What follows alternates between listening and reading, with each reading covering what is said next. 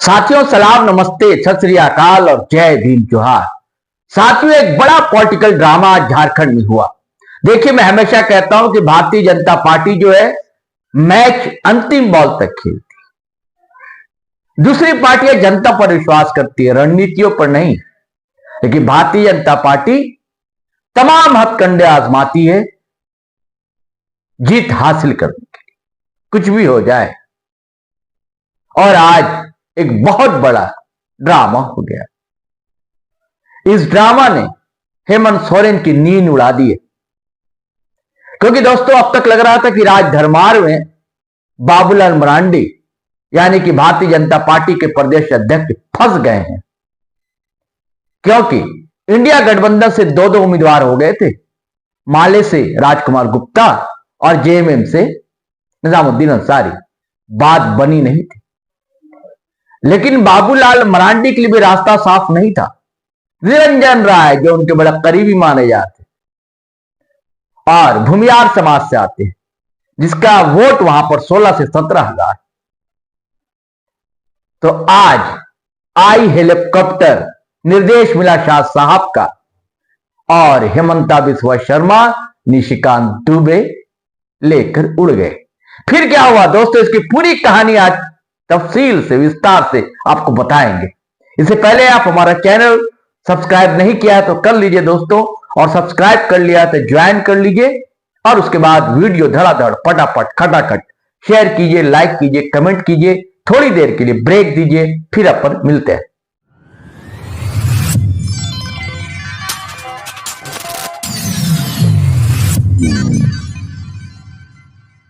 जी दोस्तों, अब तक यह समझा जा रहा था कि भारतीय जनता पार्टी की ही कुछ भूमिका है कि वह राजधनवार से बाबूलाल मरांडी का लुटिया गोल करना चाहती है। अब बड़े उत्साह में था इंडिया गठबंधन कि बाबूलाल तो हार गए।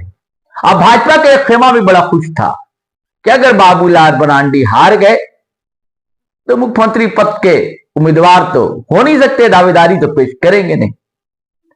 लेकिन भाजपा है, सोच समझ कर फूक फूक कर कदम रखती। और आजकल तो दो चाणक्य, एक बड़े चाणक्य अमित शाह साहब और दूसरे हेमंता बिस्वा शर्मा, जो सह प्रभारी हैं चुनाव के झारखंड में, जो असम के मुख्यमंत्री के ज्यादातर यहीं रहते हैं। मतलब भाजपा जो है बाबूलाल मरांडी नहीं, ऐसा लगता है हेमंता बिस्वा शर्मा चला रहे हैं। पूरी कमान उनके हाथ में रहती है हेमंता बिस्वा शर्मा। देख बीच में बहुत कोशिशें हुई थी, हेमंता बिस्वा शर्मा ने भी की थी, और निशिकांत दुबे बाकायदा बाजाब्ता निरंजन राय के घर चले गए थे। निरंजन राय निर्दलीय प्रत्याशी हैं राजधनवार से, जहां से बाबूलाल मरांडी भाजपा के टिकट पर लड़ा।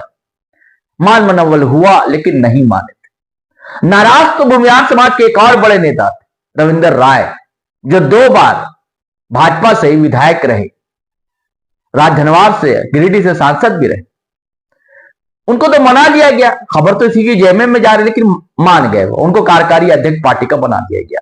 लेकिन निरंजन राय नहीं मान रहे थे। एक वीडियो आपने देखा होगा, बड़ा वायरल हुआ था। उन्होंने कहा कि जनता लड़ा रही है, जनता अगर मैं पीछे हटा तो जनता मुझे कूट देगी, छोड़ेगी नहीं। लेकिन कोशिशें जारी थी भारतीय जनता पार्टी की। और आज क्या हुआ कि अचानक हेलीकॉप्टर उतरा एक टीले पर, जहां एक बड़ी कोठी है, वो कोठी निरंजन राय की। और हेमंता बिस्वा शर्मा और निशिकांत उतरे, निरंजन राय से मिले। घंटे 1.5 घंटा तीनों के बीच क्या बातचीत हुई। उसके बाद हेमंता, निशिकांत दुबे निरंजन राय को लेकर हेलीकॉप्टर से उड़ गए। उसके बाद खबर यह मिली कि राजधनवार में ही डुरंडा मैदान है, वहां भारतीय जनता पार्टी की सभा थी और अमित शाह आए हुए थे। तो उस सभा में शामिल हो गए भारतीय जनता पार्टी में निरंजन राय। अब आप कह सकते हैं कि रास्ता साफ हो गया बाबूलाल मरांडी के लिए। लेकिन क्या रास्ता इतना साफ है? अब इसकी कहानी आपको बताते हैं दोस्तों।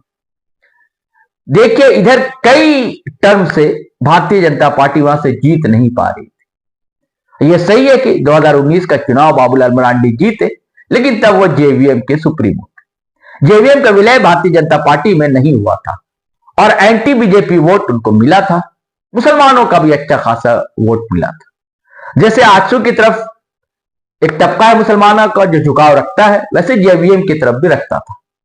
जेवीएम भी कई मुस्लिम लीडर थे, तो मुस्लिम वोट, क्योंकि देखिए राजधनवार में 25% के करीब मुस्लिम वोट है, सबसे अधिक माना जाता है। कहा जाता है कि 70,000 के आसपास मुस्लिम वोट है और वहां पर महतो वोट भी कम नहीं, ये 25-26 हजार है। यादव वोट भी कम नहीं है और 16 से 17,000 भूमिहार वोट है। दलित आदिवासी वोट थोड़े कम है, परसेंटेज 19-20 का। हाँ, दलित है 14%, थोड़ा अधिक है। आदिवासी से तो कई गुना अधिक है वहां पर। और आदिवासी लगभग 6% आबादी है आदिवासियों की राजधनवार विधानसभा सीट। और माले के राजकुमार यादव भी जीत चुके हैं इस बार, और अभी राजकुमार यादव माले से खड़े हो गए हैं। जेवीएम से निजामुद्दीन अंसारी है, और निजामुद्दीन अंसारी वही है जो कभी जेवीएम में भी थे, यानी कि बाबूलाल मरांडी के करीबी थे, जेवीएम से विधायक भी बने। और जो निरंजन राय हैं, ये भी बाबूलाल काफी करीबी बताए जाते हैं, लेकिन ये मुंह पजाए हुए थे कि भाई टिकट भाजपा से तो हमको मिलनी चाहिए, लेकिन टिकट मिली नहीं। आखिर टिकट बाबूलाल मरांडी को मिल गई, तो ये नाराज हो गए और निर्दलीय ही इन्होंने ताल ठोक दी। और इनका अच्छा समर्थन लोगों में था, मिल रहा था, ये वोट काटने की स्थिति में थे, तो ये नुकसान किसका होता? सीधे सीधे बाबूलाल मरांडी का होता। लेकिन उनके साथ कुछ जो और तबका जुड़ा हुआ था, जो एंटी बीजेपी वोटर्स है, वो थोड़ा छिटक जाएगा निरंजन राय से। अब वो किधर जाएगा? निजामुद्दीन अंसारी की तरफ जाएगा या राजकुमार यादव की तरफ जाएगा? इधर लगातार शिकायतें मिल रही थी कि कल्पना सोरेन नहीं जा रही है, हेमंत सोरेन नहीं जा रहे निजामुद्दीन अंसारी के लिए। वो गए, उन लोगों की सभा हुई, भीड़ भी जुटी। तो क्या इसी से घबरा गई भाजपा? कल्पना सोरेन की भीड़ से और हेमंता सोरेन के जलवे से?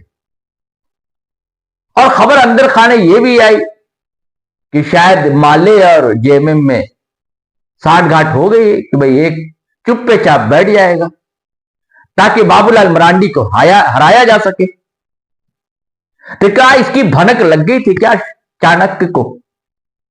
और इसकी भनक लग गई और खेला शुरू हो गया। लेकिन देखने की बात होगी कि क्या होगा। क्या अंदर खाने माले जेएमएम के समझौते हो गए हैं? तो समझौते हुए हैं तो कितना, किस हद तक अब वोट इधर से उधर शिफ्ट होंगे, कैसे शिफ्ट कराएंगे? अब समय 3 दिन का ही शायद बचा हुआ है समय, इन 3 दिन में क्या कर पाएंगे और निरंजन राय भी क्या कर पाएंगे? लेकिन आज तो बड़ी सभा हुई गणना मैदान राजधनवार में, अमित शाह थे और भी कई दिग्गज लीडर थे भारतीय जनता पार्टी के। तो ये देखने की बात होगी दोस्तों। लेकिन तू डाल डाल में पात पात, बड़ा रोचक मुकाबला होने जा रहा है। आज झारखंड का चुनाव भी बड़ा दिलचस्प है। हालांकि कहा जाता है कि जनता को दिलचस्पी नहीं ले रही है, लेकिन राजनेता ले रहे हैं। एक तरफ भारतीय जनता पार्टी की पूरी कोशिश है कि किसी भी तरह झारखंड को हथियाना है। इसकी वजह बताई जाती है कि उनके कॉर्पोरेट मित्र को फायदा मिलेगा। अब पता नहीं, बताया जाता है। इंडिया अलायंस के लोग भी कहते हैं और कई राजनीतिक पंडितों का कहना है, जो समाजशास्त्री हैं उनका कहना है। और उधर झारखंडी अस्मिता, आदिवासी अस्मिता, मूलवासी अस्मिता, जल जंगल जमीन पहाड़ की बात करने वाली पार्टियां यानी कि जेएमएम भी और उसके नेता, वो किसी भी हाल में झारखंड हवाले करना नहीं चाहते। अब देखिए क्या होता है, देखने की बात है दोस्तों। चलिए अब इजाजत दीजिए, आज्ञा दीजिए। जय हिंद, जय भारत।